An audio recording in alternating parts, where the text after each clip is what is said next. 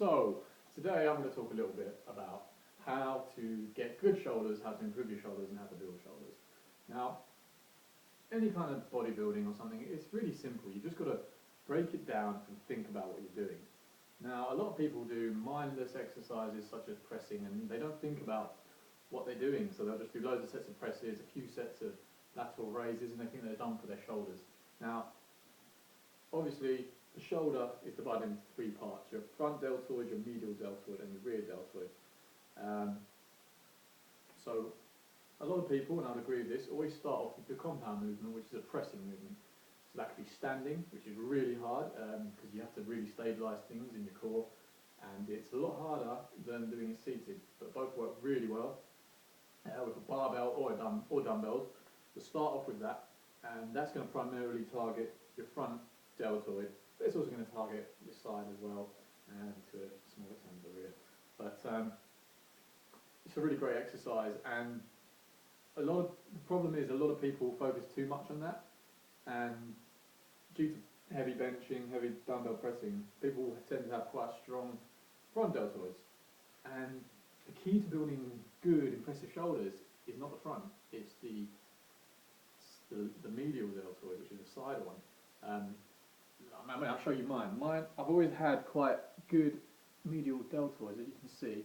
Got a nice cap to the side, and they just look rounded. And if you can build up your medial deltoid, it gives you that rounded, masculine-looking shoulder, and it really adds width to your frame. In turn, making your waist look smaller, which in turn makes you look wider. So it's just a great real effect, and it's one of my favourite muscles, and I've always really enjoyed training it. Now, obviously, side lateral raises is the key to building up your medial deltoid. I would say don't be afraid of going heavy on this. A lot of people go light, but go heavy. Don't be afraid of rocking. And when you hit failure, keep going, because if you can't get it up to, say, midpoint, keep going and just keep, even if you can only get it up to here, because the lower part of the movement definitely hits the shoulder, the side deltoid. The higher up you go, it tends to hit the trapezius more. So do that. Another little tip: I saw Z's do this on a video, and it's worked really well for me. You can go heavy with it, and you hold the dumbbells in front of you like this, and you just raise them up as such. I'll show you from the side. And a lot of people think, oh, that's not great form, but when you think about it, it's the same movement as you get in a side lateral raise machine that you get in a lot of gyms. So I start off this portion of the workout with this movement, and then after I've done about 3 heavy sets of that, a bit of swaying, who cares, making sure that the muscle works, I'll throw in some lighter reps with the commonly known correct form, with the nice slightly bent elbows and nice and wide, raises. So I'll finish off with some light ones of that. So we've done the front, we've done the side. Now, a lot of people don't really know to train or care about the rear deltoid, which is true. I mean, who goes up to someone and goes, hey man, you've got fucking brilliant rear deltoids. Have you seen that guy's rear deltoids? It's a very small muscle, it's not really seen, but it is important.